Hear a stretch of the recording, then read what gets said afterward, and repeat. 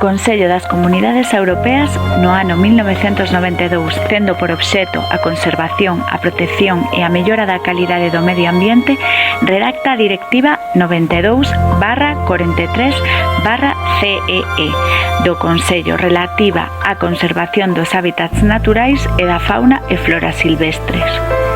A directiva ten como obxectivo a protección dos tipos de hábitat naturais e as poboacións de especies silvestres da Unión Europea e identifica 200 tipos de hábitats e máis de 900 especies como de interés comunitario e crea unha rede ecolóxica de zonas especiais de conservación co nome de Natura 2000.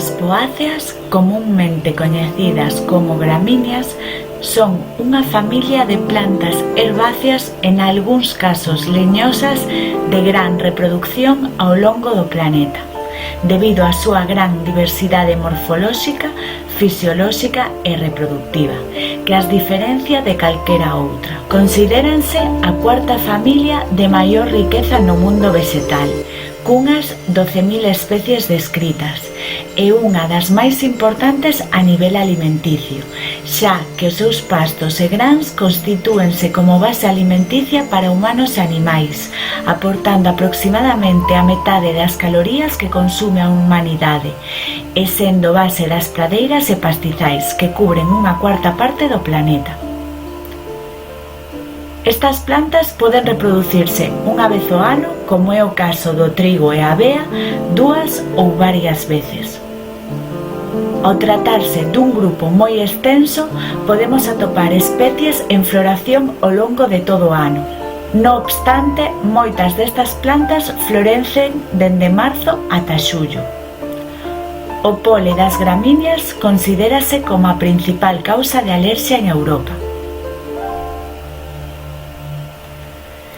Digamos que as partes principais das gramíneas son as seguintes: talo, inflorescencia e froitos. Os talos, tamén denominados canas, están formados por nós, onde medran as follas, e entre nós, que son os espazos entre os nós. Os entrenós normalmente son ocos, e é dende aí de onde parte a folla, que no seu inicio envolverá o talo, e denomínase vaina, e na parte que se libera e aplana chámase lámina ou limbo.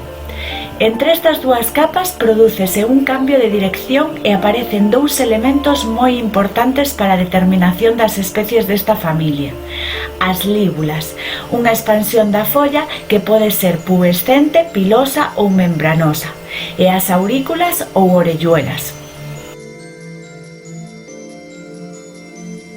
As inflorescencias, que poden disporse de tres xeitos, en acios, espigas ou panículas, chámanse espiguillas, e son un conxunto de flores reducidas que colgan do raquis. As flores na gramínea son moi reducidas e teñen un periantio case inapreciable, limitado a dúas escamas que se atopan na base do ovario, as cales se chaman lodículas. Normalmente as flores da gramínea teñen tres estames e rodéanse dun par de brácteas para protexerse, denominadas palea e lema. Os froitos son de tipo cariópside, é dicir, froito seco cunha soa semente e pegado á mesma. Con frecuencia, os grans dos cereais non se liberan da inflorescencia e en moitas ocasións son confundidos coas sementes. Unha das maiores ameazas destas plantas é o quentamento global. Algúns científicos norteamericanos fixeron estudos nos que chegaron á conclusión de que non están preparadas para adaptarse á drástica transformación do entorno meteorolóxico que sufriremos e que pon en cuestión a supervivencia de certas especies.